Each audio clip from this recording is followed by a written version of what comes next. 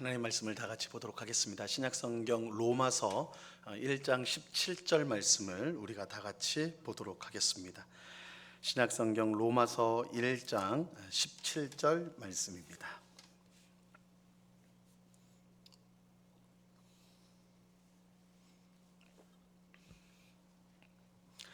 로마서 1장 17절 말씀을 우리가 한 목소리로 다 같이 읽도록 하겠습니다. 같이 읽습니다. 시작. 복음에는 하나님의 의가 나타나서 믿음으로 믿음에 이르게 하나니 기록된 바 오직 의인은 믿음으로 말미암아 살리라 함과 같으니라. 아멘. 예, 오늘 성경 공부에 오신 우리 성도님들 다 환영합니다. 날씨가 굉장히 추워졌어요, 그죠? 그래서 오늘 새벽부터는 보일러를 이제 가동하기를 시작을 했습니다. 그래서 오늘 저녁에도 좀 보일러를 틀었는데 그렇게 안 따뜻해지는 것 같아요. 그래서 추우면 신호를 주시면 다시 보일러 틀겠습니다. 우리가 이제 꼭 알아야 할 종교 개혁 이야기 이렇게 이제 주제를 잡고 오늘 이제 두 번째 시간을 갖도록 하겠습니다. 나눠드린 유인물을 한번 보시면요, 들어가는 말 보세요. 첫 번째, 종교개혁은 면죄부 판매 비판으로 시작이 되었습니다. 혹 오늘날 교회와 나의 신앙에서 성경으로 개혁할 부분이 있다면 무엇일까요? 우리가 이제 종교개혁을 공부하면서 이 종교개혁의 교회사, 교회의 역사입니다. 그래서 과거에 이런 일이 있었구나, 이것을 이제 배우는데 거기에 그친다면 이제 반쪽 공부가 될 것 같아요. 우리가 종교개혁사를 배우는 것은 당시에 있었던 일들, 그 의미들을 배우는 것과 함께 오늘날 우리에게 이 적용적인 무엇일까? 결국 역사라는 것은 이제 과거를 통하여서 오늘을 우리가 오늘의 의미를 좀 해석하고 또한 어떻게 살아야 될지 지혜를 얻는 것이 또 역사의 한 의미일 텐데, 이 종교개혁사를 우리가 배우면서 종교개혁의 이야기들을 우리가 이제 보면서 나의 삶에 어떤 부분을 적용해야 될까, 이것을 우리가 항상 좀 생각을 할 필요가 있습니다.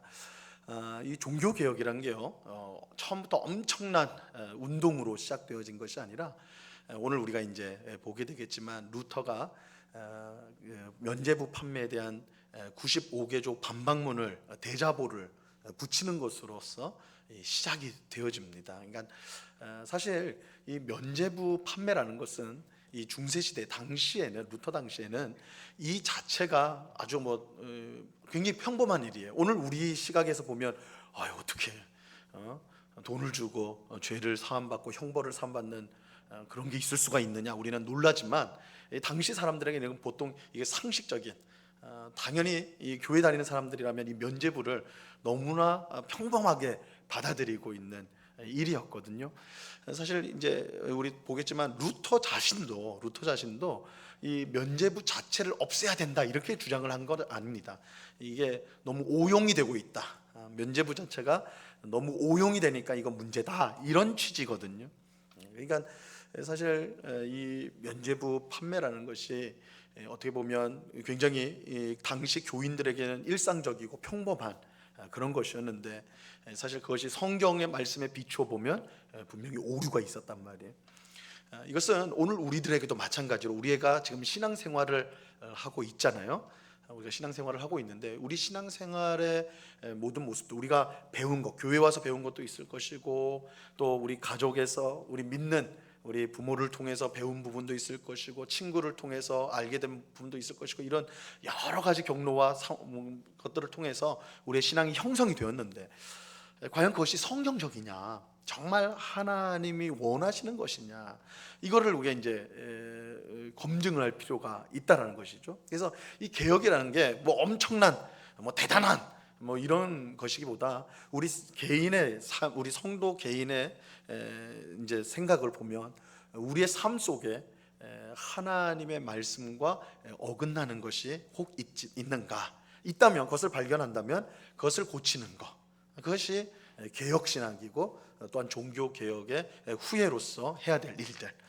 그래서 이것은 한두 번 해서 되는 게 아니라, 제가 이제 전에도 설교를 통해서 말씀드린 것처럼 개혁교회의 모토가 있다고 그랬죠. 개혁된 교회는 항상 개혁되어져야 된다. 이 개혁이란 건 끝이 없어요. 우리가 하나님 나라에 들어갈 때까지 우리는 계속해서 개혁하는 우리의 잘못된 모습, 우리의 성경에 비춰서 하나님의 뜻과 어긋난 것들을 계속 개혁해 갑니다. 그러니까 우리의 신앙의 기본은요, 겸손입니다. 겸손. 내가 맞아. 우리 교회는 50년 동안 이렇게 해왔어. 이렇게 하면 안 되는 거예요. 우리는 전통도 중요할 거고, 또 뭐 문화적인 것도 중요할 거고, 뭐 이런 것들이 다 뭐 습관적으로도 중요한 거 있겠지만, 그러나 교회에서 가장 중요한 건 뭐예요? 성경, 하나님 말씀이에요. 하나님 말씀. 하나님 말씀이 절대적 권위가 있어요. 그래서 이게 100년 된 전통이건 200년 전통이건 하나님 말씀 성경에 비추어서 잘못되었다면 이거 고쳐야 되는 거예요. 이게 개혁이에요. 개혁. 종교 개혁이고 개혁적 신앙이에요. 개혁하는 신앙입니다. 그래서 우리는 이 개혁 교회의 우리 성도로서 우리 개인의 삶, 우리의 가정, 우리의 교회를 부단하게 하나님의 말씀을 가지고 개혁해 가는데 힘써야 돼요. 그러니까 이런 면에서 이 개혁이란 말을 하면 뭐 젊은 사람들, 힘 있는 사람들, 교회 일하는 사람들에게나 필요하지, 뭐 이제 연세가 들고 이제 일을 별로 안 하는데 뭐 나한테 필요 있는가? 그렇지 않아요. 우리가 주님 앞에 그날 가는 그 순간까지 우리는 개혁되어져야 돼요. 항상 개혁되어져야 돼요. 그래서 이런 점에서 이 종교 개혁사를 배운다는 것은 오늘을 살아가는 우리에게도 굉장히 귀중한 교훈을 준다, 현재적인 의미가 있다라고 생각을 해야 됩니다. 자, 그럼 오늘은 이제 종교 개혁의 불씨가 되는 이제 면죄부 판매와 루터 이야기를 우리가 이제 좀 살펴보려고 합니다. 보면 이제 종교 개혁의 불씨가 된 면죄부 판매 이렇게 이제 되고 있는데요. 보세요. 이제 배경을 한번 좀 살펴보면 사진, 여기 한번 사진 보세요. 제 프린트물에는 사진을 안 넣었으니까 사진 보면 어떻게 생겼습니까? 복스럽게 생겼어요? 어떨 것 같아요? 이 사람 성격이 좀 심술궂게 생기지 않았어요? 교황 사진이 교황 사진인데 루터가 활동하던 당시에 있었던 레오 10세라는 10세, 이거 너무 강하게 발음하면 안 될 것 같은데 10세라는 뭐 2세, 3세 이렇게 되잖아요. 그래서 10세라는 레오 10세 교황입니다. 딱 봐도 조금은 탐욕스럽게 보이지 않아요? 그러니까 이게 초상화를 그려도 그 성격이 나오는 거예요. 얼굴에서 나오는 것 같아요. 그래서 좀 이제 욕심이 있게 보이는데 실제로 이 교황은요 굉장히 교활한 정치가였고 무엇보다 사치가 아주 심했던 교황이었습니다. 그게 잘 이해가 안 되죠. 교황이 사치스럽다, 뭐 정치적이다, 뭐 이런 거는 사실은 이제 종교 지도자들 중에는 아주 정치적으로 이게 빠른 분들이 있으니까 그건 어느 종교나 마찬가지니까, 뭐 우리 개신교회도 마찬가지겠죠. 그런데 이 사치가 심했다, 이게 잘 이해가 안 되는 부분인데 굉장히 사치가 심했어요. 막 아주 향락, 쾌락, 화신이었습니다. 이미 이제 이 교황이 레오 10세 교황이 이제 재임할 그 당시는요 중세 교회가 거의 이제 끝까지 간 상태였어요. 이거 도저히 가만히 놔두면 안 될, 거의 영적인 생명이 다하던 때에 이 레오가 교황이 된 겁니다. 레오가 교황이 된 건데 이 레오는 정말 정점을 찍어요. 정말 교회가 타락하면 이렇게까지 할 수 있다라는 것을 보여주는 교황이었어요. 그러다 보니까 우리가 이제 좀 이따 볼 거예요. 루터가 95기조 반박문을 붙였는데 이거 사실은 뭔가 대단한 일을 하려고 시작했던 게 아니라 뭔가 좀 토론을 해보고 싶다 이런 의도로 했는데 그게 그 조그만 불씨인데 그게 확 타올라 버려요. 그래서 완전히 수많은 사람들이 이 운동에 급속하게 이제 참여하게 되는데 이게 이상할 정도로 루터는 전혀 생각도 못하는, 그래서 루터가 기겁을 해요. 사실은 루터가 자기가 반박문 붙여놓고도 사람들이 막 엄청난 사람들이 그 글을 읽고 막 반향이 일어나는데 정작 루터는 조용히 있었어요. 아무 말도 안 하고. 그 다음 해가 돼서야 내가 하고자 했던 말은 이런 거다 설명을 합니다. 그거 왜 그러냐면 자기가 너무 놀랐어요. 난 이럴 생각이 아닌데, 이런 의도가 아닌데, 완전히 이게 루터의 생각과는 그랬거든요. 그 이유가 뭐였냐면 바로 이 교황과 그 당시에 이 로마 카톨릭교가 너무 심각하게 타락을 했어요. 그러니까 그 백성들 마음속에, 성도들 마음속에 이대로 가면 안 되는데 이런 마음들이 너무너무 꽉 찼는데 루터가 그 마음에 불씨를 댕긴 거예요. 꽝 터져버린 거죠. 루터의 생각과는 달리 이제 뭐 전혀 상관없이 터져버린 것입니다. 예, 이제 이 교황이 그러면 이제 뭘 했냐면, 이 교황은 이제 향락과 전쟁과, 특히 이제 이 레오 교황과 유명한 거는 성 베드로 대성당 건축하고 관련이 있습니다. 이 이탈리아에 혹시 이제 우리 방문하신 우리 성도님들도 계시죠. 우리 해외여행 많이 이제 다녀오셨으니까 이제 뭐 바티칸에 가면 꼭 이 대성당을 보실 겁니다. 이게 굉장히 화려한, 엄청나게 화려한 성당인데, 이게 레오가 재임 당시에 완성하고 싶어했던, 짓고 싶어했던 성당이에요. 물론 그가 시작한 건 아니고 이전부터 있어 왔는데, 그것을 정말 웅장하게 사치했던 교황이라고 그랬죠. 엄청난 교회당을 만들고 싶은 그런 욕망이 있었어요. 근데 교회당을 지으려고 하니까 뭐가 필요해요? 우리가 건축하려고 하면 뭐가 제일 필요합니까? 우리 기도라고 해야 되는데 돈이 필요해요. 돈이, 그죠? 맞아요. 막대한 돈이 필요해요. 막대한 돈이 필요해요. 그런데 이제 뭐 교황이 뭐 벌어들인 거 하고는 그렇게 이게 그 돈 가지고는 이거 성당을 지을 수가 없었어요. 그래서 이제 검은 거래를 하게 돼요. 검은 거래를 하는데 무슨 일이냐면, 브란덴부르크라는 이제 독일 지역인데 알브레히트라는 추기경이 있어요. 알브레히트라는 추기경이 있는데, 이 사람이 대주교가 되고 싶었어요. 로마 카톨릭은 수직적인 구조라고 그랬잖아요. 위로 올라가야 되는데 주교, 그냥 주교가 아니라 대주교가 되고 싶었어요. 그런데 대주교가 되고 싶은데 본인이 이제 관할하고 있는, 이게 어떤 대주교, 마인즈라는 지역의 대주교가 되고 싶었는데, 근데 이게 할 수가 없는 게, 이미 이 알브레이트라는 사람은 교구를 2개나 갖고 있었어요. 추기경이 2개나 갖고 있어서 마인즈 대주교가 되려면 하나 더 해야 되는데 교회법적으로 2개 이상은 안 되는 거예요. 2개 이상은. 그러니까 자기 마음속에는 내가 마인즈 대주교가 되어야 되는데 하고 싶은데 법적으로 안 되니까 이게 고민이 되는 거예요. 그런데 이제 꾀가 난 거죠. 교황을 만나가지고, 교황은 이제 대성당 지으려면 돈이 필요하고, 이 알브레이트는 이제 자기가 마인즈 대주교가 되고 싶어하고, 이 둘이 해가지고 이 알브레이트가 교황한테 제안을 한 거죠. 내가 돈을 줄 테니까, 당신에게 성당을 지을 수 있는 돈을 지불할 테니까 나를 마인즈 대주교로서 해라. 이것도 이제 성직매매 돈으로, 그죠? 레오가 그걸 흔쾌히 받아들여요. 타락한 교황이기 때문에 받아들입니다. 받아들여가지고 이 알브레이트가 이제 독일 은행에서 큰 돈을 받아가지고, 빌려가지고, 융자를 받아가지고 교황한테 주게 됩니다. 그럼 교황은 뭘 줬느냐? 대주교도 줬지만 이제 은행에서 돈을 크게 빌렸으니까 그거 갚아야 될 거 아니에요. 그러니까 알브레이트한테 면죄부 판매권을 줘요. 자기 지역에서 면죄부를 판매할 수 있는 권한을 줍니다. 그래서 이 면죄부를 판매해서 수익이 들어오면 알브레이트가 이제 그걸 수익으로 삼아가지고 뭐 은행 빚도 갚고, 또 한 가지는 그 수익이 다 알브레이트한테만 가는 게 아니라 누구한테도 또 가겠어요? 교황한테도 가게 해놨어요. 이 교황이 이거 굉장히 교활한 사람이었어요. 정치가였어요. 그래서 면죄부 판매하는데 그 일부 수익은 나한테 계속 줘야 된다. 이렇게 해서 이제 거래를 하게 된 것입니다. 그래서 이제 저 대성당을 이제 그런 부정한 거래를 통해서 이제 진행이 된 것이죠. 이제 알브레이트가 면죄부 판매를 합니다. 이거는 알브레이트 입장에서는 굉장히 급하죠. 은행에서 돈을 빌렸으니 그거 갚으려면 정말 면죄부 열심히 판매해야 될 거 아니에요. 그래서 이제 면죄부를 판매하는데, 자, 이 그림에 보시면 저게 면죄부예요. 그림이 이제 너무 좀 작아서 잘 보이실지 모르겠는데 저게 면죄부입니다. 면죄부, 당시의 면죄부인데, 이 면죄부라는 것은요 원래 기독교에 있었던 게 아니에요. 원래 기독교에 있었던 게 아니라 이방 종교에서 빌려온 거야. 이방 종교의 관행이었어요. 그러니까 죄를 졌을 때 자기 신에게 헌금을 해가지고 벌을 면하는 거. 이게 이제 이방에 있는 개념이지, 이건 성경적 개념이 아니었어요. 그러니까 로마 카톨릭에는 원래 없던 개념이에요.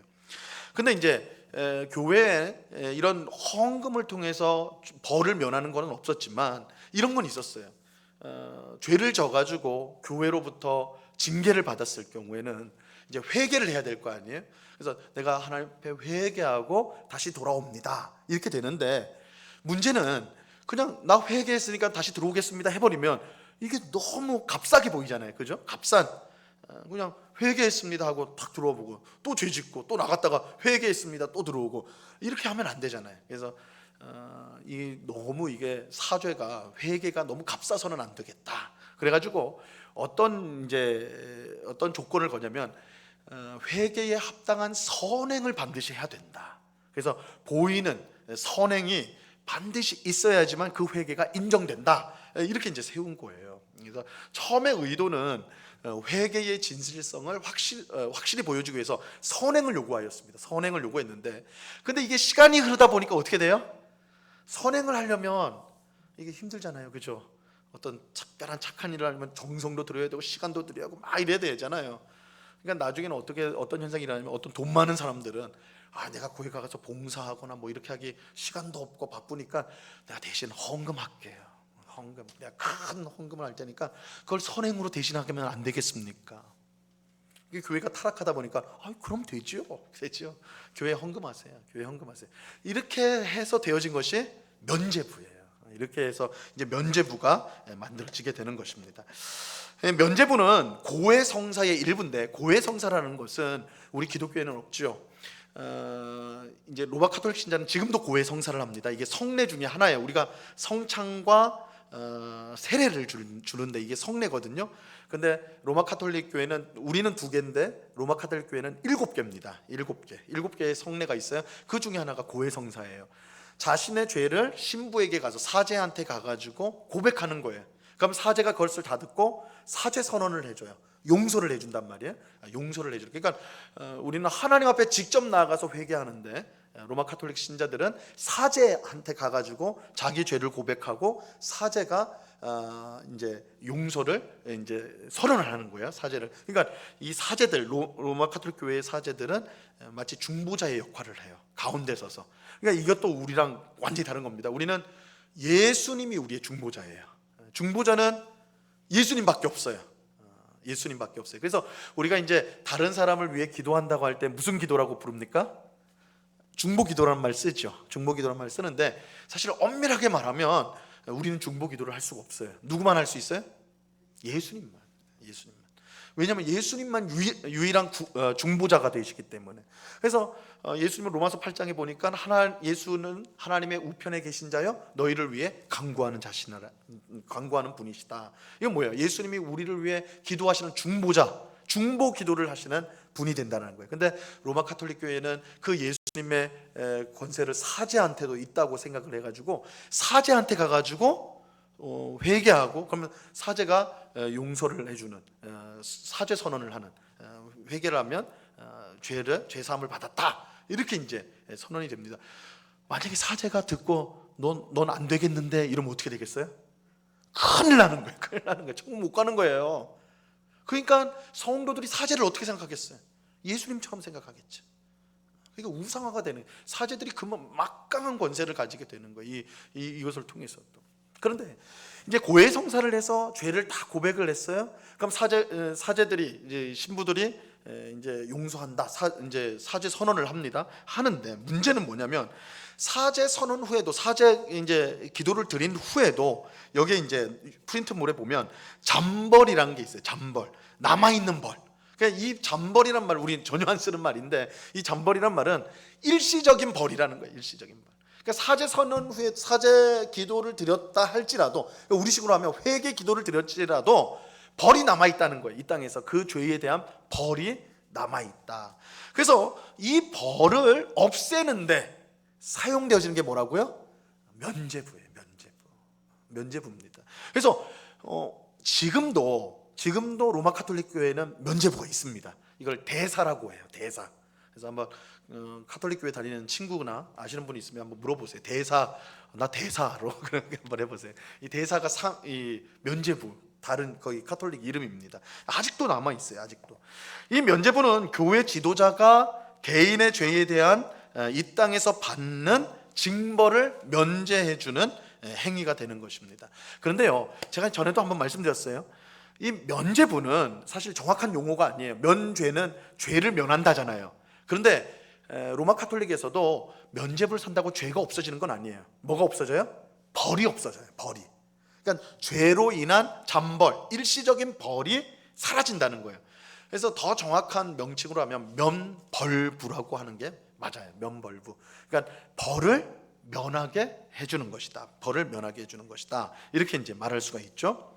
자, 유인물 이쪽에 4번을 보세요. 면죄부는 살아있는 사람만이 아니라 연옥에 있는 사람에게도 효력을 미친다라고 생각을 했어요. 하지만 지옥에 갈 사람을 구원할 수는 없다. 왜냐하면 면죄부는 죄를 없애주는 건 아니기 때문에. 그러니까 대죄, 이게 이제 지옥에 가는 죄를 대죄라고 합니다. 지옥에 안 가는 죄를 무슨 죄라고 하겠어요? 그러면 지옥에 갈 죄를 대죄라고 한다면 지옥에 안 가는 죄는 무슨 죄요? 자신 있게 말씀하셔도 돼요. 소죄죠, 소죄. 큰 죄, 조그만 죄 아니겠어요, 그죠? 대죄가 있고 소죄가 있다. 그래서 우리가 죽음에 이르는 7가지 죄라는 것도 우리 이제 교회 역사에서 보면 이제 7대죄를 또 말하기도 하는데, 어쨌든 로마 카톨릭 교회는 대죄하고 소죄를 나눠요. 대죄는 지옥에 가는 죄예요. 그러니까 이거는 방법이 없어요. 방법이 없어요. 이 요한 1서에도 보면 죽음에 이르는 죄를 지은 형제를 위해서는 기도하라고 말하지 않겠다, 이 말씀 나오거든요. 그래서 이 근거로 해서 하는 건데, 어쨌든 대죄를 지은 사람은 이 면죄부가 소용없어요. 사실은 이제 소죄를 지은 사람, 그래서 이 땅에서 벌을 받고 연옥에 가서 벌을 받는 사람에게만 면죄부가 필요한 거예요.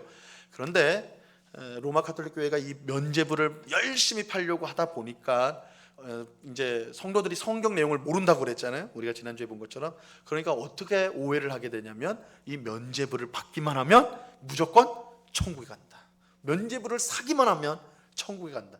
천국 티켓으로 여기게 된 거예요. 그러니까 이 사제들이 타락할 때, 말씀을 가르치지 않을 때 성도들은 훨씬 미신에 빠질 수 있는 것들을 보여주는 것이죠. 우리가 이제 연옥에 대해서 지난번에 말씀을 드렸죠. 연옥이 뭐라고 그랬습니까? 연옥이 뭐라고 그랬죠? 천국에 가기에도 좀 그렇고 지옥에 가기에도 좀 그런 사람이 가는 곳이 연옥이라고 그랬어요. 그러니까 로마 카톨릭 교회는요 굉장히 인간적입니다. 좋은 말로 하면. 그러니까 우리는 엄청 고민되거든요. 둘 중에 하나 아닙니까? 천국 아니면 지옥이에요. 딱 이거란 말이에요. 근데 헷갈리는 사람들 많잖아요. 로마 카톨릭 교회에서는 쉬워요. 연옥 같다 그래요. 연옥 같다. 연옥 가가지고 지금 열심히 벌 받고 있고 훈련하고 있다고, 그래서 좀 있으면 천국 갈 거라고 이제 하는데, 이 연옥과 관련해서 연옥만 있는 게 아닙니다. 좀 더 복잡한 게 있는데, 여러분 이런 거 있죠. 아이가 태어났어요. 혹은 엄마 뱃속에 있을 때 죽는 아이가 있죠. 그리고 아이가 태어났는데 말하기 전에, 그러니까 자기의 신앙을 고백하기 전에 어릴 때 죽은 아이들이 있습니다. 그럼 그 아이들은 천국에 갈까요? 지옥에 갈까요? 어떨 것 같아요? 다 고개를 숙이시는 괜찮아요. 이걸 뭐 모르죠, 그렇죠? 이게 성경은 성경적으로 말하면 우리는 몰라요. 그게 정답입니다. 그건 몰라요. 그렇다고 다 지옥에 갔다 이렇게 말할 수 없습니다. 예수님 안 믿었으니까 다 지옥 가는 거 아닙니까? 아니요, 그렇게 말할 수 없어요. 왜냐하면 구원은 하나님의 은혜로 받는 것이기 때문에. 그러니까 우리가 이해할 수 없는 하나님의 은혜가 그런 유아들에게, 엄마 뱃속에서 죽은 아이에게도 미칠 수가 있다, 이렇게 생각할 수 있거든요. 그럼 다 천국에 갔느냐? 또 그렇게 말할 수도 없어요, 그죠? 그래서 아마 이제 이번 주일에 이제 에베소서 1장 4절 6절 이제 말씀을 우리가 설교로 들을 텐데, 그게 이제 택함과 예정에 대한 말씀인데, 그러니까 하나님의 택함은 우리가 창조되기 전에 이미 택함과 예정이 있으니까 우리가 알 수 없어요, 그죠? 하나님이 택하신 자녀라면 구원을 받을 것이고, 그렇지 않은 자녀라면 구원을 받지 못할 것이다. 우리는 이제 이렇게까지 말해야 돼요. 그런데 로마 카톨릭은 인간적이라고 그랬죠? 인간적이라고. 그렇게 말해버리면 위로가 안 되잖아요. 부모한테는. 그러니까 뭘 만들었냐면 유아 림보라는 곳을 만들었어요. 림보는 뭐냐면 이것도 천국과 지옥 사이에 있어요. 근데 연옥은 아니에요. 그냥 뱃속에 있거나 유아 때 죽은 아이들이 가는 장소예요. 그냥 글로 다 가는 거예요. 그냥 유아 림보. 이것도 참 인간적이죠. 답이 명확하지 않습니까? 그런 사람들은 유아 림보로 가, 이렇게 이제 표현을 해요. 자, 그러면 이거는 또 어때요? 이거 초등부 아이들이 꼭 질문하는 거예요. 저도 그 질문 받아봤는데, 목사님, 이순신 장군은 천국 가요, 지옥 가요? 이 질문. 여러분 어때요?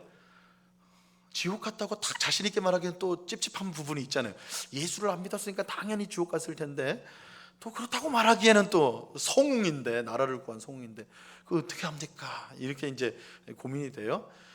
또 이제 뭐 구약 시대에도, 구약 시대에 보면 예수님이 등장하지 않은 때니까, 그럼 그들의 구원은 어떻게 돼요? 막 이런 궁금증들이 생기는 거예요. 예수님의 복음을 듣지 못한 사람들, 그 어떻게 돼요? 착하게 살았는데 복음을 듣지 못한 사람들 어떻게 돼요?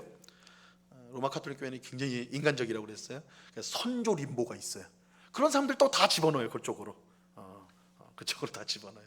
그러니까 이게 성경에서 한번 삐끗하게 나가버리기 시작하면 그때부터 별별 걸 다 만들어내는 거예요. 그렇죠? 별별 걸 다 만들어내. 그러니까 굉장히 우리가 인간적으로 이해하기에는 아주 좋은 것들이 만들어내지는데, 그래서 로마 카톨릭 교회는 천국과 지옥만 있는 게 아니라 그 사이에 연옥도 있고 선조 림보도 있고 유아 림보도 있고 이런 중간적인 곳이 있어가지고 그렇게 싹싹싹 분류를 해버려요. 그런데 이것은 성경적이지 않다. 그래서 우리는 사람이 죽으면 분명히 천국과 아니면 지옥으로 간다. 이것이 성경적인 것이라는 것을 분명히 생각을 해야 됩니다. 자, 어쨌든 이렇게 이제 면죄부를 사람들이 천국 티켓으로 여기는 막 그런 지경까지 이르게 된 것이죠. 그래서 이 면죄부 판매를 비판하기 위해서 루터가 95개조 반박문을 붙이게 됩니다. 자, 뒤에 또 사진 하나 나왔는데 저 사람 얼굴 한번 보세요. 이번에는 좀 어떤 것 같아요? 좀 관상을 한번 보세요. 어떻게 생긴 것 같아요? 좋은 사람 같아요? 나쁜 사람 같아요? 나쁜 사람 같죠, 그죠? 다 뭔가 욕심이 가득한 게 보이지 않아요?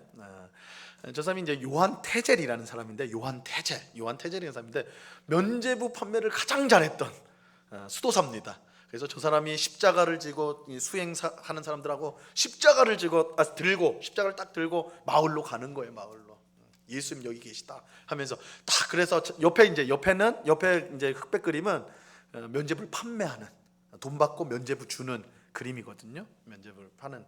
그래서 이 사람이 와가지고 이제 면죄부를 파는 거예요. 알브레이트라는 사람이 아까 그 교황하고 거래를 했다고 그러잖아. 이 요한 테젤을 스카우트해가지고 이 사람을 통해서 면죄부를 쫙 판매를 하게 되는 겁니다. 엄청나게 이제 판매를 해요.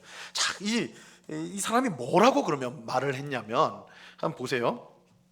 유인물 보세요. 박스 안에 여러분의 영혼과 소천한 이들의 영혼 구원에 관해 생각해 보십시오. 이거 설교예요. 설교문. 당신이 사랑하는 죽은 친척과 친구들이 당신에게 애걸하는 소리를 들어보십시오. 그들이 뭐라고 하냐면, 연옥에서 우리를 불쌍히 여겨줘. 우리는 처절한 고통 가운데 있어. 지금 연옥에서 엄청 고통을 당하고 있다는 거예요. 그래서 뭐라고 하냐면, 얼마 안 되는 돈으로 내가 우리를 대속해 줄 수 있잖아. 이 무슨 말이에요? 면죄부 사라는 거잖아요. 야, 내가 지금 연옥에서 이 엄청나게 고통을 당한다. 이 연옥에서 당하는 고통은요 1년 2년이 아니에요. 1000년, 몇천 년 이렇게 고통을 당한다고 한단 말이에요. 그러니까 야, 네가 나를 정말 불쌍히 여기고 사랑한다면 면죄부를 사. 그러면 어떻게 돼요? 제일 끝에 굵은 글씨로 뭐라고 되어 있습니까? 헝금함에 동전 떨어지는 소리가 울리자마자 또 하나의 영혼이 연옥에서 솟아오르네. 어디로 솟아올라가요? 천국으로 간다는 거예요. 그러니까 이 설교를 기가 막히게 했어요. 여러분의 형제, 여러분의 죽은 부모, 죽은 형제를 생각해 보십시오. 그 사람들이 지금 연옥에서 당신들을 향해서 막 울부짖고 있습니다. 몇 푼 안 되는 이 면죄부를 사면 우리가 다 천국에 바로 갈 수 있는데 우리를 도와다오 이렇게 외치고 있습니다. 여러분의 헌금이 헌금통에 탁 떨어지면 그들의 영혼이 천국으로 솟아올라갑니다. 샀을까요, 안 샀을까요? 이 설교를 든 사람들이 안 샀을 것 같아요? 샀죠. 다 샀죠. 만약에 오늘날도 교회 와가지고 이거 팔면 사는 분 계실 것 같은데요, 그죠? 마음은 되게 그런 거 아닙니까? 그죠? 우리 부모님이요, 교회는 하여튼 살면서 몇 번 나가셨어, 나가기는. 그리고 돌아가실 때도 목사님이 뭐라고 하니까 아멘 비슷하게, 절대 아멘은 아니었던 것 같지만 내가 듣기에는 아멘 같아. 막 이렇게 됐단 말이에요. 그럼 이거 오락가락 하잖아요, 사실 그 경계선에서. 그런데 와가지고는 이 면죄부 사면 100만 원짜리 이거 하나 사면 바로 천국에 올라갑니다. 이렇게 해버리면 산다고요, 그죠? 다 앞다퉈 샀어요. 다 앞다퉈 샀어요. 루터가 분노한 게 이거예요. 사실 루터가 살던 곳에는 그 활동하던 곳에는 이 면죄부 판매가 되진 않았습니다. 거기 지역을 다스리던 이제 제후가 금지를 시켰어요. 자기 동네에서는. 근데 아예 없었던 건 아니고 자기가 이제 다른 날 정해서 했기 때문에 그 지역은 아닌데 바로 건너편 강 건너편에서 면죄부 판매를 했어요. 요한 태젤이 와가지고, 그러니까 이 마을 이제 마틴 루터가 있던 마을 사람들도 강만 건너면 얼마든지 살 수가 있었어요, 면죄부를. 그러니까 그 곳을 보니까 이 분노가 솟아 올랐던 겁니다. 그래서 이제 유인물 2번을 보시면 이제 루터가 뭘 하냐면, 비텐베르크 대학의 신학교였던 마틴 루터는 면죄부 판매가 철저히 비성경적인 일임을 깨닫고 이 문제를 놓고 토론하기를 원하였습니다. 그래서 그는 1517년 10월 31일 비텐베르크 교회 문에 면죄부 판매 문제에 대한 95개조 반박문, 대자보, 대학교에서 붙이는 종이 있잖아요. 뭐 우리는 이렇게 생각한다, 뭐 이런 거, 그거를 탁 붙인 거예요. 나무 문이었거든요. 근데 지금은 이제 불태워져 가지고 없다고 그러는데 나무 문에 탁 붙여놨어요, 루터가. 사실 이것은 종교 개혁을 일으키기 위해서 한 일이 아니라 단순히 면죄부 판매의 부당성을 토론하기 위해서 루터가 붙인 거예요. 그러니까 루터도 우리가 생각하셔야 돼요. 루터도 로마 카톨릭 사제였어요. 수도사였어요, 수도사. 그러니까 이 면죄부 자체에 대해서 그가 반기를 든 건 아니었습니다. 너무 악용하니까, 요한 태젤이 와서 너무 이걸 악용하니까 이거 가만두면 안 되겠다. 그래서 신학을 배운 사람들, 사제들이나 신학 교수들을 한번 우리 얘기해 보십시다. 이거 너무 문제 아닙니까? 이 교회가 너무 타락한 거 아닙니까? 그래서 이거 붙인 거예요. 이게 붙인 거예요. 그래서 이제 이제 95개조 반박문을 이제 붙였는데 그 내용을 좀 한번 볼게요. 그 밑에 한번 박스 한번 보세요. 이 95개조 반박문의 서문에 이 내용이 들어가 있어요. 진리에 대한 사랑과 열정, 그리고 이를 밝히려는 열망으로 비텐베르크의 문학사이며 신학을 가르치기 위해 임명받은 교수 마틴 루터가 이하의 논제들을 공개적으로 논의할 것이다. 그죠? 논의할 것이다. 함께 토론하자, 얘기해보자, 이 말이에요. 직접 참여할 수 없는 사람들은 서신으로 토론하기를 요청한다. 편지를 써도 된다.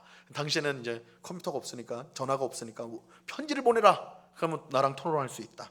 이렇게 말한 거죠. 우리 주 예수 그리스도의 이름으로 아멘. 이렇게 이제 서문이 되어 있습니다. 그러니까 루터의 목적은 분명했어요. 이걸 가지고 뭔가 대단한 일을 하자, 이게 아니었어요. 토론해 보자. 이거 분명히 문제 있다. 한번 토론해 봅시다. 이렇게 이제 시작이 된 거예요. 자, 그 유명한 95개조 반박문의 일부 내용을 한번 보세요. 32문항에 보면, 32조에 보면 32조에 뭐라고 되어 있냐면, 이거 한번 같이 한번 읽어볼까요? 누구든지, 시작. 누구든지 면죄부를 받고 구원받았다고 확신하는 사람은 그렇게 가르치는 저들의 선생과 함께 영원히 저주를 받을지어다. 뭐라고 했어요? 면죄부를 받고 구원받았다고 확신하는 사람은 그렇게 가르치는 저들의 선생과 함께 영원히 저주를 받을 것이다. 면죄부가 천국 티켓 아니다, 이 말이에요. 천국 티켓 아니다. 그 다음에 36조에 보면 참으로 회개하는 그리스도인이라면 교황의 면죄부, 이걸 사면증이라고도 해요. 면죄부가 없어도 죄와 형벌로부터 완전한 사면을 누린다. 면죄부가 유일한 길이 아니라 오히려 참된 회개가 중요하다. 이렇게 이제 루터는 밝히고 있습니다. 자, 이제 그 다음 장을 넘어가 보세요. 3장. 사실 루터는 면죄부 자체를 정죄한 게 아니라 면죄부가 남용되고 있는 것을 비난한 것입니다. 그래서 그는 학자나 사제 등을 대상으로 이 문제를 토론하기 위해서 일반 백성은 읽지 못하는 라틴어로 그 대자보를 썼어요. 그러니까 이제 글을 배운 사람들, 당시에는 이제 이 라틴어를 모르는 사람들이 대부분이었습니다. 백성들은 라틴어를 몰랐어요. 이제 독일 사람은 독일말을 하는 거지 라틴어를 읽거나 이해할 수가 없었습니다. 그러니까 라틴어로 썼다는 말은 뭐예요? 이건 백성들이 읽을 게 아니고 라틴어를 배운 학자들이나 사제들이 볼 거다라는 것을 한 거예요. 그러니까 루터는 그렇게 생각했는데 이 글을 읽은 사람이 그걸 독일말로 번역을 해가지고 인쇄해가지고 쫙 뿌려버렸던 거예요. 그래서 수많은 사람들이 그 글을 순식간에 읽게 된 것이죠. 그래서 많은 사람들이 반박문을 읽고 루터의 주장에 열광적인 동의를 보내게 되었습니다. 물론 이 반박문, 95개조 반박문을 알브레이트 추기경도 받겠죠. 그 면죄부 판매에 앞장섰던 사람도 받겠죠. 그러니까 이 사람이 보고 얼마나 황당했겠습니까? 자기한테 대드는 거 아니에요? 그래서 막 분노하면서 교황에게 이 반박문을 보내요. 교황에게 보내니까 교황 레오의 반응이 뭐라고 했냐면, 루터를 가리켜서 뭐라고 했냐면, 루터는 술 취한 독일인이다. 술에서 깨면 생각이 달라질 것이다. 그 정신 나간 사람이다, 이 말이에요. 그러니까 이것은 당시 이 교황이나 그 교회 지도자들이 얼마나 타락했냐라는 것을 단적으로 보여주는 거예요. 루터의 글을 읽었다면, 성경을 아는 사람이라면 절대 이렇게 말을 할 수가 없겠죠. 루터의 말이 성경적으로 올바랐기 때문에. 그래서 이제 이렇게 이제 교황하고 루터가 맞서게 되어지는 시작점이 되는 것입니다. 자, 반박문에 대한 열광적인 반응을 루터는 예상하지 못했습니다. 그의 의도와 달리 반박문은 너무나 큰 반향을 불러왔고, 그는 종교 개혁의 맨 앞자리로 내몰리고 말았습니다. 루터가 모여라 이러지 않았어요. 루터는 사실 도망치고 싶었어요. 그런데 떠밀리게 된 거예요. 앞으로 누가 그랬어요? 하나님께서 섭리 가운데 그를 앞으로 가게 했던 것입니다. 자, 그러면 이제 루터에 대해서 우리 한번 좀 볼게요. 자, 이번에도 그림 한번 보세요. 앞에 그림 나와 있어요. 이번 그림은 또 어떨 것 같아요? 어떻게 생겼습니까? 이 마틴 루터입니다. 마틴 루터인데 뭔가 굉장히 우직하지 않아요? 그죠? 뭔가 아주 고집도 있을 것 같고 아주 단호할 것 같고 이런 모습을 하고 있습니다. 자, 종교개혁을 일으킨 루터는요, 1483년 11월 10일에 독일에서 이제 태어났는데, 한스와 마가릿 루터 부부 사이에서 태어나게 됩니다. 근데 그 가정 분위기가 굉장히 엄격했어요. 루터가 자란 가정이 굉장히 엄격했습니다. 그래서 기도, 또 엄격한 도덕, 교회 전통에 대한 충성과 열심을 아주 강조하는 집안에서 자랐습니다. 그래서 어느 정도였냐면, 어린 루터가 부엌에서 호두를 봤어요. 호두. 그래서 이거 먹고 싶어가지고 하나 탁 몰래 가져와서 먹었단 말이에요. 호두 하나. 그거 별거 아니잖아요. 근데 엄마한테 그거 걸려가지고요, 손에 피가 나도록 얻어맞았어요. 몰래 가져왔다가. 그러니까 이 에피소드를 통해서도 얼마나 가정이 엄격했는가. 아주 도덕적으로, 그죠? 아주 엄격한 신앙적인 그런 가정에서 루터가 자라게 됩니다. 루터는 어릴 때부터 자신이 죄인임을 깊이 인식하였습니다. 이거는 아마 가정 분위기하고도 무관하지 않았을 것 같아요. 자신이 죄인이다. 그는 대학에서 법학을 이제 전공하게 되는데요, 원래는 법학을 공부했어요. 왜냐하면 아버지가 그러기를 굉장히 원했어요. 루터가 공부도 굉장히 잘했고, 그래서 아버지의 기대에 굉장히 부합하는 그런 아들이었습니다. 그런데 이 법학을 공부하면서도 그 마음은 죄의 문제 때문에 굉장히 괴로운 시간을 그 대학 시간에 보내고 있었습니다.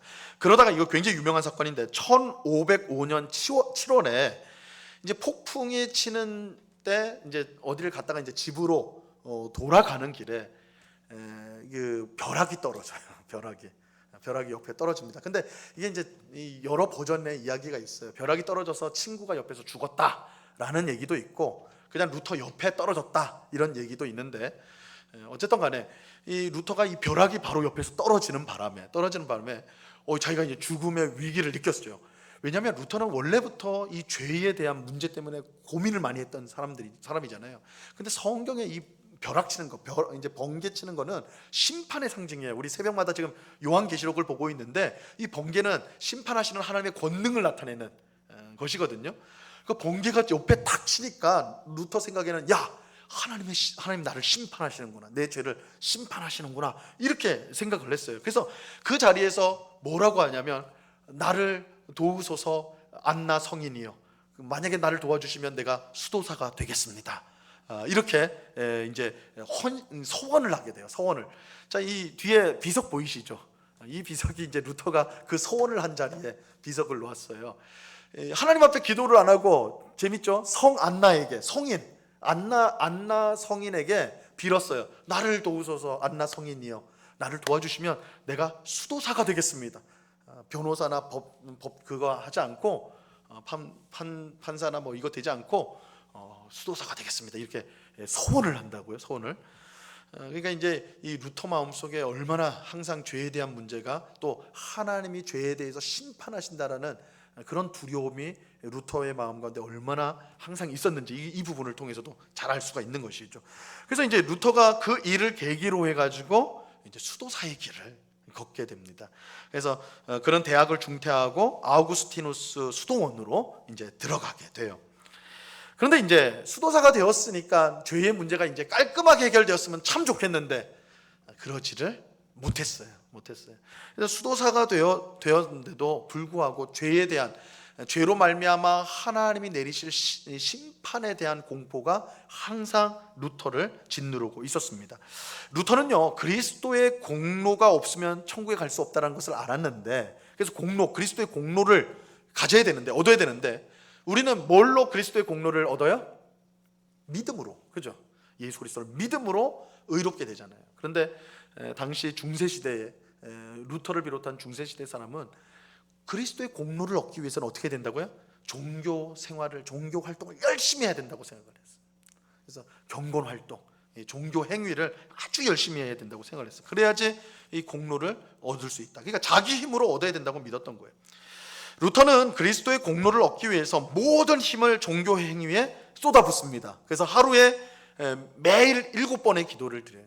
7번이니까 식기도 포함해서 이런 게 아니고 정식 기도. 그러니까 하루에 많은 시간을 기도에 투여를 합니다. 또 자주 금식을 했어요. 자기 몸을 괴롭히는 거예요. 자기 몸을. 그래서 너무 자주 금식을 해가지고 친구들이 쟤 저러다 죽겠다 할 정도로 금식을 많이 하였습니다.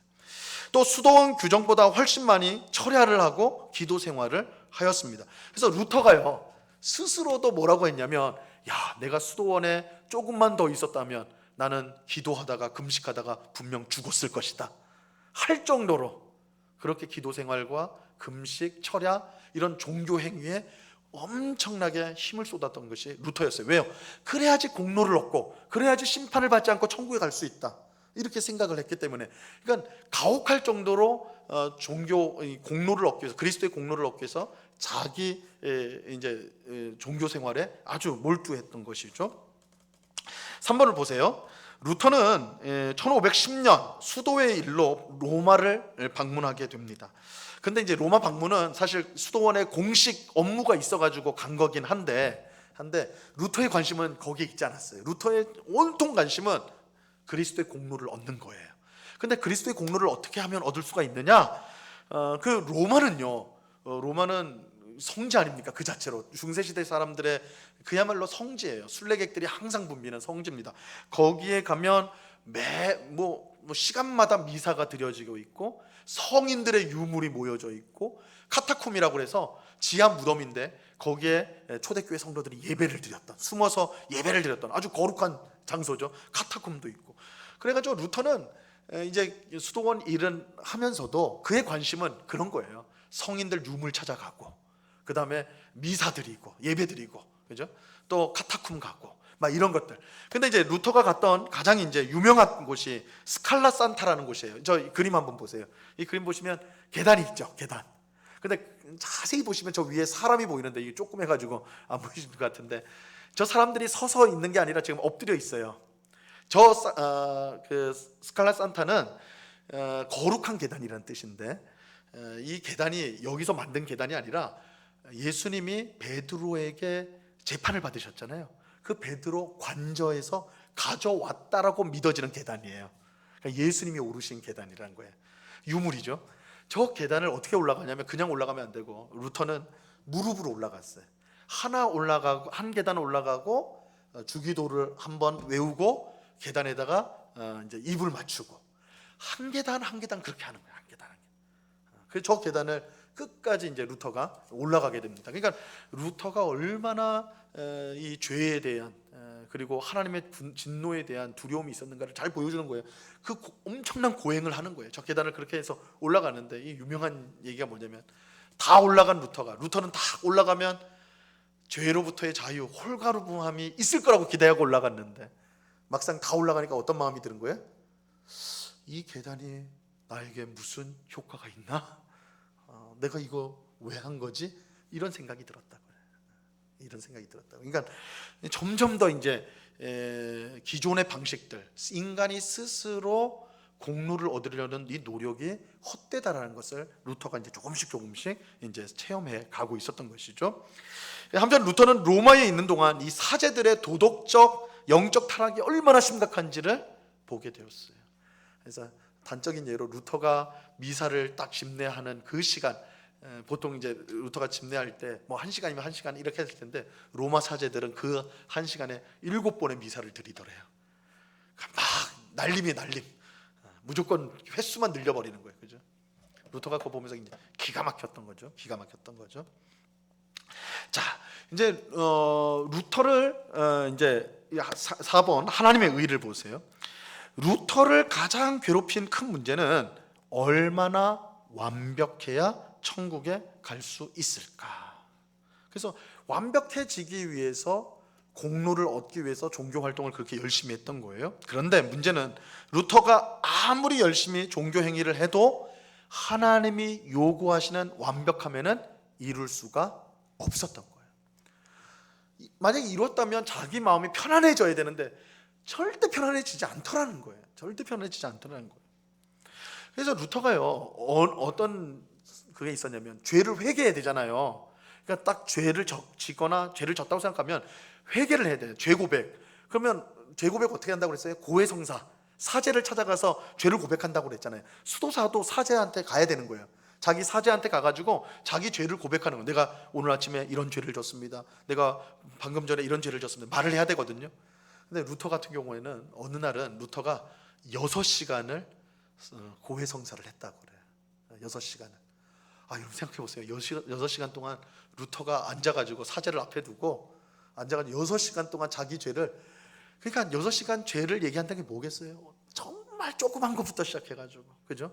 생각지도 못할 그런 것들을 6시간 동안 내내 얘기하는 거예요. 그의 이제 고해를 들어주던 사제였던 이 훌륭한 요한 스타우피치라는 훌륭한 이제 이 수도 원장이었거든요. 이분조차도 야, 너 너무 그렇게 하지 마라.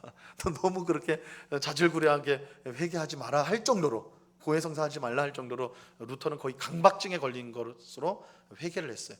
근데 루터 마음속에 왜 그렇게 했냐면, 내가 조금이라도 회개치 않는 죄가 내 속에 남아 있어서 내가 죽는다면 내가 천국에 못 가는데 그럼 어떻게 하냐 이거예요.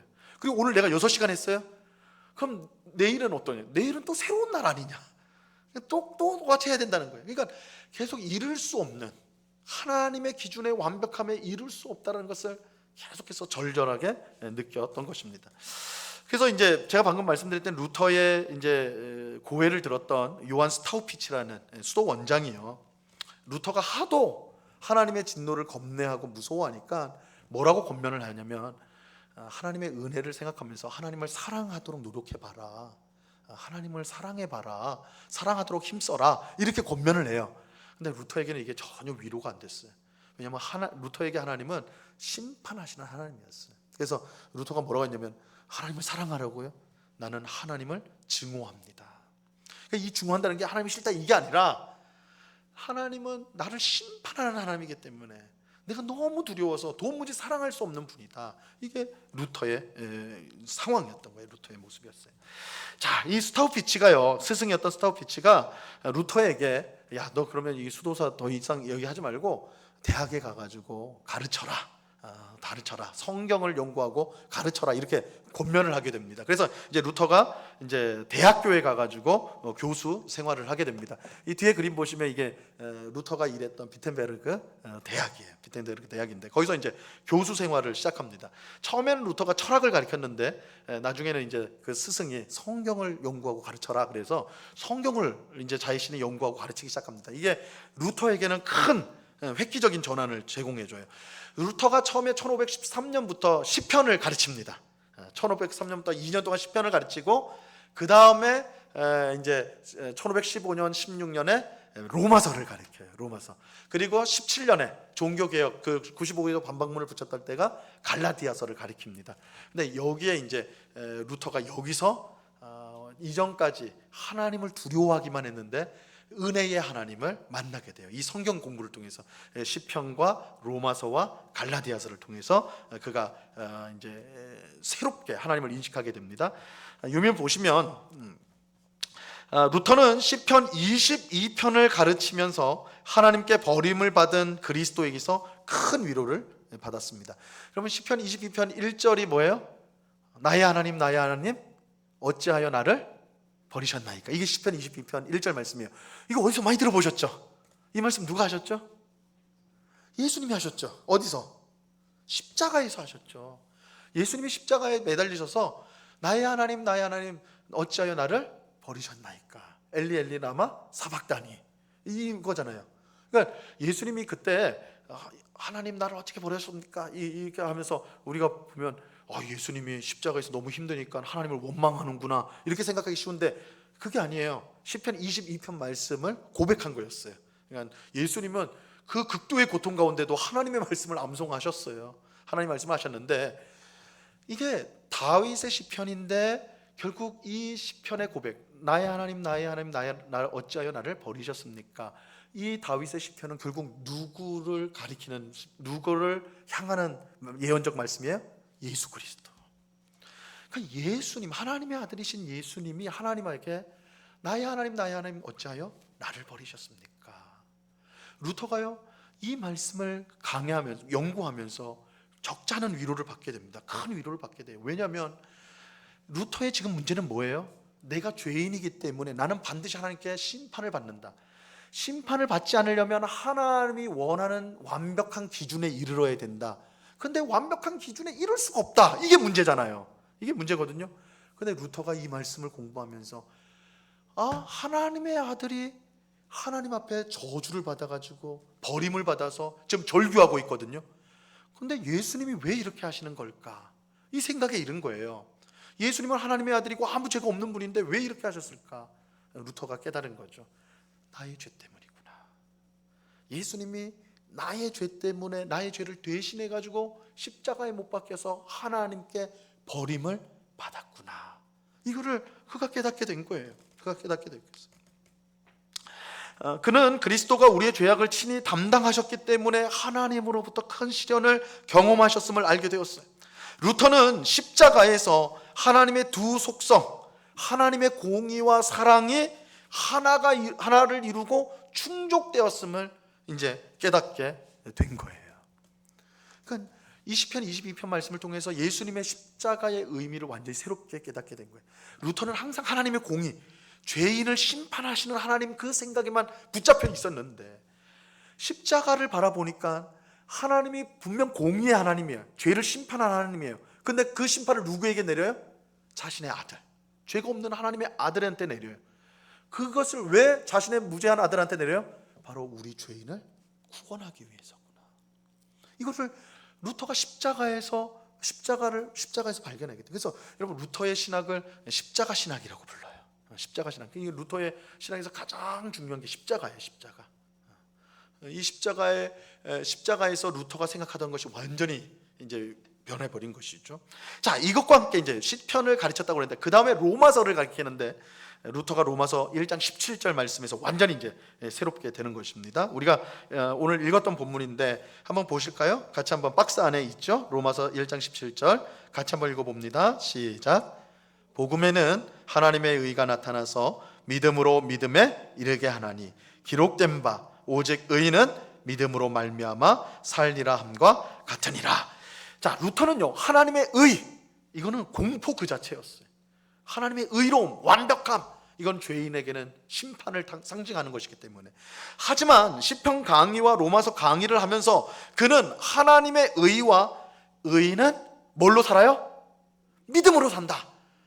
이 로마서 1장 17절이 하나님의 의라는 말하고 의인은 믿음으로 산다는 말이 나오는데 루터가 이 두 말을 연결시키기 시작한 거예요. 사실 루터가 처음에 볼 때는 이 말씀을 이해를 못했어요. 이해를 못했는데 오랜 이제 시편 공부와 이 로마서 공부를 통해서 이 두 개를 연결할 수가 있게 된 거예요. 연결할 수가 있게 되었어요. 그래서 밑에 보세요.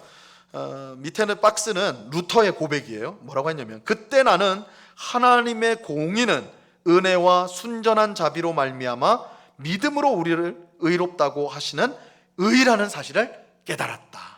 그 깨달음의 순간 나는 마치 거듭나 열린 천국문으로 걸어 들어가는 느낌이었다. 루터가 빌라도의 계단을 무릎 꿇고 올라가서 다 이르렀을 때도 그의 마음은 무겁기만 했거든요. 그런데 이 로마서 1장 17절을 묵상하고 공부하는 가운데 하나님의 의가 뭐냐? 하나님의 의는 자기는 심판으로만 생각했는데 이 의는 하나님을 믿는, 오직 의는 믿음으로 말미암아 살리라, 믿는 자에게 주시는 은혜의 의라는 것을 깨닫게 된 거예요, 루터가. 그래서 루터가 이 깨달음을, 루터가 공부했던 곳이 탑이었다고 그래요. 탑 속에 자기 공부방이 있었다고 그래요. 그래서 이걸 굉장히 유명한 탑 속의 체험이라고 그래요. 루터의 탑 체험 혹은 탑 속의 체험. 그의 연구실이 탑 안에 있었기 때문에 이 말씀, 시편 말씀과 로마서 말씀 공부하는 가운데 이 하나님의 의에 대한 완전히 새로운 생각을 가지게 되었던 것입니다. 자, 제일 마지막 줄 보세요. 루터는 하나님의 의가 하나님의 속성을 지칭할 뿐만 아니라 죄인에게 주시는 하나님의 선물도 된다는 것을 깨달은 거예요. 하나님은 5쪽입니다. 하나님은 구세주 그리스도를 참되게 믿는 사람에게 그리스도의 거룩이 우리를 위해 율법의 요구를 충족하도록 하신다. 복음은 죄인이 예수님의 순종과 십자가 죽음으로 얻으신 의를 전가받음으로, 전가받는 게 뭐예요? 주시는 거예요. 예수님이 우리에게 의를 주세요. 예수님이 자신의 의를, 완벽한 의를 우리에게 주신다. 이게 전가예요, 전가. 의를 전가받음으로 의로운 존재가 되는 것이다. 그러니까 루터는 내가 금식하고 기도하고 내가 고행을 함으로써 의를 얻는다고 생각했는데 그거 안 된다는 걸 깨달았거든요, 오랫동안. 그런데 성경을 보니까 그렇게 의를 얻는 게 아니라 예수 그리스도를 믿음으로, 믿을 때 예수님의 의가 내 것이 되는, 전가가 되는 역사가 일어난다는 것을 깨닫게 된 거예요. 이게 하나님의 은혜의 의다, 은혜로 주어지는 의라는 것을 그가 알게 된 것입니다. 이게 복음이라는 거예요, 복음. 그래서 루터는 성경을 강의하면서 이 복음을 제대로 깨닫게 되었고 드디어 하나님의 의를 공포로 여기지 않고 구원의 확신을 가질 수 있게 된 것입니다. 이전에는 항상 불안했어요. 항상 불안했어요. 그러니까 고해성사를 6시간이나 하죠. 항상 불안했어요. 나 지옥 가면 어떡하나, 이 생각에 사로잡혀 있었어요. 그런데 드디어 이 말씀을 통해 내가 구원의 확신, 내가 하나님께 구원을 받았구나, 나는 불완전한 죄인이지만 예수님의 의가 내 것이 되었기 때문에, 나한테 전해 주셨기 때문에 내가 의인이 되었구나, 나는 구원의 확신을 가지게 될 거예요. 자, 바로 이런 이유로 루터는 면죄부 판매와 성인에게 하는 기도, 연옥 교리를 반대하게 된 것이죠. 자, 4번을 보세요. 루터는 복음의 정수로서 위대한 교환을 깨닫게 됩니다. 이걸 위대한 교환이라는 말을 써요. 위대한 교환. 교환이라는 거는 맞바꾸는 거잖아요. 맞바꾸는 거. 뭘 맞바꾸냐면 예수님의 의, 예수님의 공로를 나의 것으로 되고 내 것으로 받고 대신 내 죄를 예수님이 가져가시는 거예요. 이거 사실 말도 안 되는 거래죠. 교환이죠. 나는 세상에서 가장 복된 걸 받으면서 나는 예수님한테 가장 추한 걸 드리는 거죠. 그래서 우리에게는 이게 위대한 교환이에요. 은혜의 교환. 우리가 의로워지는 것은 내 행위가 아니라 예수님의 의가 나한테 주어지는 거. 그리고 예수님은 내 더러운 죄를 가져가시는 거예요. 그 죄를 어떻게 처리했어요? 십자가에서 처리를 하신 거예요. 십자가에서 처리. 이게 위대한 교환이에요. 위대한 교환. 이 위대한 교환은 우리의 노력이나 공로로 얻을 수 있는 것이 아니라 오직 뭘 통해서요?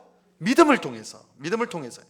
근데 이 믿음조차도 우리 스스로 가질 수 있는 것이 아니라 하나님께서 은혜로 주시는 거예요. 하나님께서 은혜로 주는 거예요. 그러니까 다 은혜예요. 다 은혜. 전적인 은혜. 5번 보세요. 믿음으로 의롭게 된다는 것을 우리가 이제 잘 이해해야 되는데, 이것은 우리가 지금 완전한 의인이 되었다는 뜻이 아닙니다. 우리 중 어느 누구도 자신 있게 하나님 앞에서 자기가 흠이 전혀 없다고 주장할 수 없을 것입니다. 우리는 분명 매일 죄를 짓는 죄인들입니다. 죄인이에요. 그렇다면 왜 우리는 의롭게 되었다고 말하는 것인가? 루터는 왜 그렇게 말하는 것인가? 정확히 말하면 우리는 의롭게 되었다고 역임을 받는 거예요. 역임을 받는 것이다. 누구에게요? 하나님에게. 하나님이요, 죄인인 우리를 보시면서 너희를 의롭다 그렇게 보신다는 거예요. 우리가 의로워요? 안 의로워요. 우린 죄인이에요. 그런데 하나님은 우리를 의롭다 보신다는 거예요. 왜요? 예수 그리스도의 의가 우리에게 전가됐기 때문에, 전해졌기 때문에 예수 그리스도라는 렌즈를 통해서 우리를 보는 거예요. 그래서 우리가 의롭게 보여지는 거예요. 그래서 이제 루터가 유명한 말을 했어요. 뭐라고 했냐면, 우리는 분명 죄인이면서 동시에 뭐다? 의인이다. 이게 성도의 정체성입니다. 우리는 죄인이면서 동시에 의인입니다. 동시에 죄인이면서 동시에 의인이다. 이게 우리 성도의 정체성이에요. 우린 죄인이에요.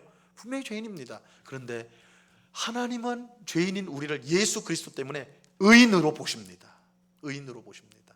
그래서 우리는 죄인이면서 의인이다 이렇게 말을 하는 것입니다. 자, 믿음으로 의롭게 되는 것을 뭐라고 하냐면 이신칭의다 라고 합니다. 이 루터가 가장 강력하게 주장했던 게 이신칭의 교리입니다. 믿음으로써 의롭다, 칭함을 받는다. 이신칭의. 루터가 이것을 얼마나 강조를 했냐면요, 교회는 이신칭의로 설 수 있고 무너질 수 있다. 그러니까 이신칭의는 교회를 무너지기도 하고 서게도 하는 핵심적인 교리라고 그렇게 이제 루터는 강조를 했습니다.